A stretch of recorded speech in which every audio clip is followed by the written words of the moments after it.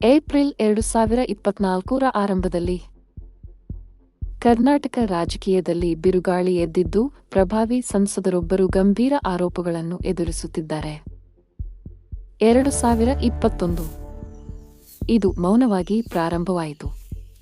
ಪ್ರಜ್ವಲ್ ರೇವಣ್ಣ ಪದೇ ಪದೇ ಲೈಂಗಿಕ ದೌರ್ಜನ್ಯ ಎಸಗಿದ್ದಾರೆ ಎಂದು ಮನೆಕೆಲಸದ ಕೆಲಸದಾಕೆ ಆರೋಪಿಸಿದ್ದಾರೆ. ಏಪ್ರಿಲ್ 2024 ಚುನಾವಣೆಗೆ ಸ್ವಲ್ಪ ಮೊದಲು ಸ್ಫೋಟಕ ವಿಡಿಯೋ ತುಣುಕುಗಳು ಸೋರಿಕೆಯಾಗಿ ಸಾರ್ವಜನಿಕರ ಆಕ್ರೋಶಕ್ಕೆ ಕಾರಣವಾಯಿತು. ಏಪ್ರಿಲ್ 27, 2024 ಕರ್ನಾಟಕ ಸರ್ಕಾರವು ಈ ಪ್ರಕರಣದ ತನಿಖೆಗಾಗಿ ವಿಶೇಷ ತನಿಖಾ ತಂಡವನ್ನು ತ್ವರಿತವಾಗಿ ರಚಿಸುತ್ತದೆ. ಏಪ್ರಿಲ್ 29, 2024 ಪ್ರಮುಖ ದೂರುದಾರ ನಾಪತ್ತೆ. ರೇವಣ್ಣ ಕುಟುಂಬದ ವಿರುದ್ಧ ಅಪಹರಣದ ಆರೋಪಗಳು ಕೇಳಿಬರುತ್ತಿವೆ. ಜೆಡಿಎಸ್ ಪ್ರಜ್ವಲ್ ಅವರನ್ನು ಅಮಾನತುಗೊಳಿಸಿದೆ. ಕರ್ನಾಟಕ ಪೊಲೀಸರು ಪರಾರಿಯಾಗಿರುವ ಸಂಸದರಿಗಾಗಿ ಲುಕ್ ಔಟ್ ನೋಟಿಸ್ ಜಾರಿ ಮಾಡಿದ್ದಾರೆ.